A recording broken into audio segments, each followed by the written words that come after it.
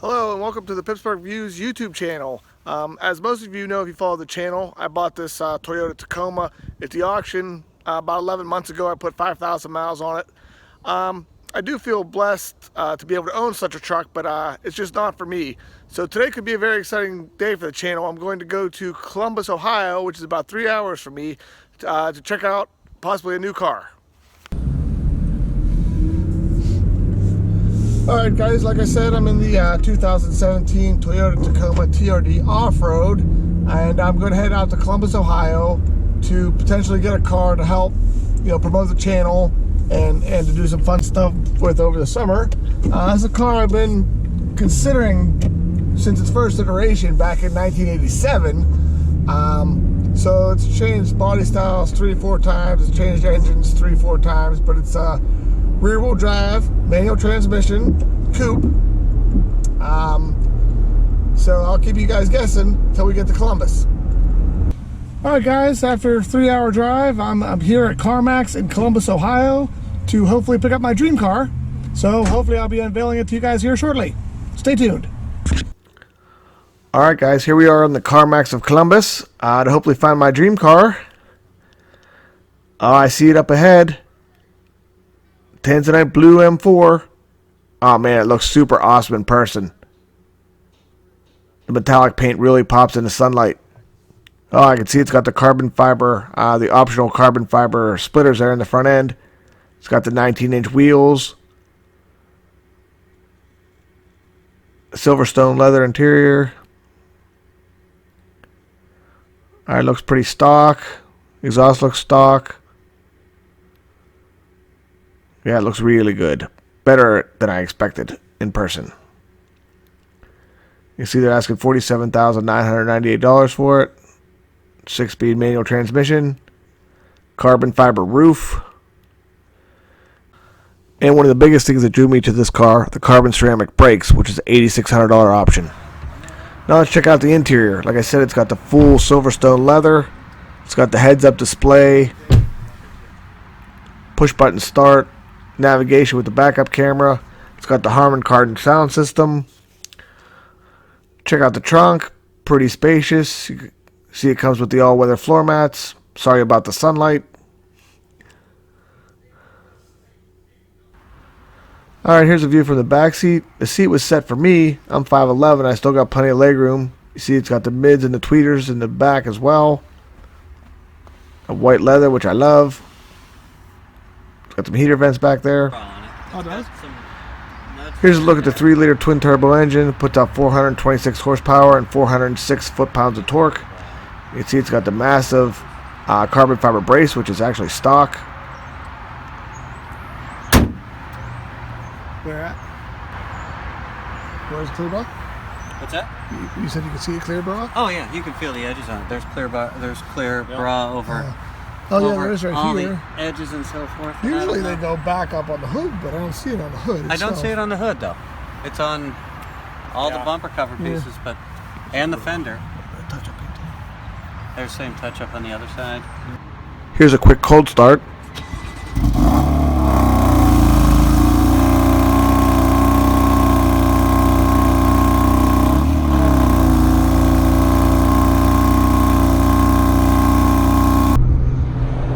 Well, as you can see, we're on our way home in the Sandy Taco, so I did not buy yet another M4.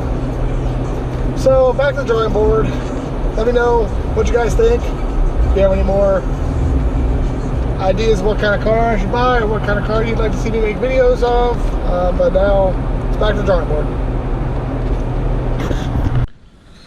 Alright, so as you guys can see, I didn't buy an M4 again. Now, if you watched my last video, I wasn't that impressed with the M4 I looked at. But I think there was something wrong with that car because I looked at an M3 after that and it seemed much more powerful. And this M4 I drove today also felt really good. But I want to tell you a little bit about what happened at Carmax. So I spoke to them extensively before I drove out there. I told them, look, I'm an automotive technician. I work in the field. I can get a good deal on a car. I've been around the block. So I kind of need to get an estimate on what my Tacoma is going to be worth, before I drive 6 hours round trip to look at this M4. So I gave them the information. They punched it in their computer and they came back with a number. And I'm like, okay, I need 30 grand for my truck on trade. And they're like, yeah, you're in the ballpark. We're right there. We're right in that ballpark. I'm like, all right, fantastic. I'm gonna come out tomorrow. And in Pennsylvania, car dealerships aren't open on Sundays, but in Ohio they are. So I'm like, all right, me and my buddy Chris jumped into Tacoma, drove 3 hours. We got to Carmax. The facility is, fantastic, super nice, and salesman Scott, super friendly guy. Like I said, I spoke to him on the phone a couple of times before driving out there. So we go out, we look at the M4, like I showed in the video, and it was awesome. It was the perfect combination for me with the tanzanite blue exterior, the Silverstone full leather interior, and it also had the carbon ceramic brakes. So this car stickered at 84 grand, and they were asking 47.9, which they're about $1,000 over what the car is worth, but that was the perfect M4 in my mind. So that's why I went out there. So we took the car for a ride. Everything was great. We get back, we're looking at the car. I find about 8 to 10 things, minor things that are wrong with the car. So I'm thinking to myself, they're already asking $1,000 over what this car is worth, and it's not perfect.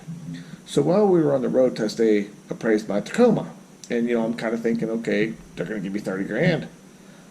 So we go back in. He shows me the Carfax, which I showed them before I even went out there. I'm like, yeah, no, it's good. So they come back with 28 grand on the appraisal, and I'm like, I don't know what you guys think ballpark means, but I was like, ballpark's like $500 to $1,000. So they were 2 grand less than what they said. Now originally they were like, no, we're not going to even give you a number over the phone. But I'm like, well, I'm not coming. I'm not driving 6 hours without even having an idea. So they were like, yeah, 30 grand, it's ballpark. And the same guy appraised it in person when I got there. So I'm like, wait a minute, we're like 3 grand off now. Because I'm like, this car's already $1,000 overpriced. And, you're 2 grand low on my truck. So, they have a no negotiation policy.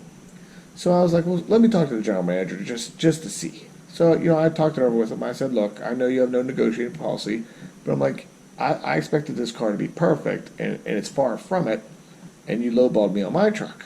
Can we do anything? So he wanted to see what was actually wrong, what I saw wrong with the car. So the front bumper was loose in multiple places, and it wasn't clipped in on the bottom. It had some bad touch-up paint job on it. It had some big scratches on the door. The rim was gouged. There's a cut in the tire. The driver's seat was worn, and the air compressor, because it doesn't have a spare tire, that was missing as well. So he's like, well, we could fix some of these things, but some of them fall under our categories is okay, passable. And I was like, now we're still 3 grand off. So in my mind, I'm thinking, they marked this car up, I would say 2 to 3 grand more than they paid for it at the auction, and they could sell my truck probably 33, 34 grand. So they're going to make $9,000 on this deal. I'm like, that's insane. I'm like, it's a Ford dealer.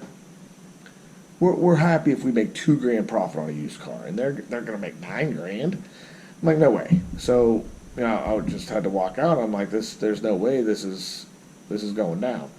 So they weren't budging. They didn't run after me and say, hey, we'll do this and we'll do that. They have no negotiation. So I'm like, all right, that's it. I can't buy this car.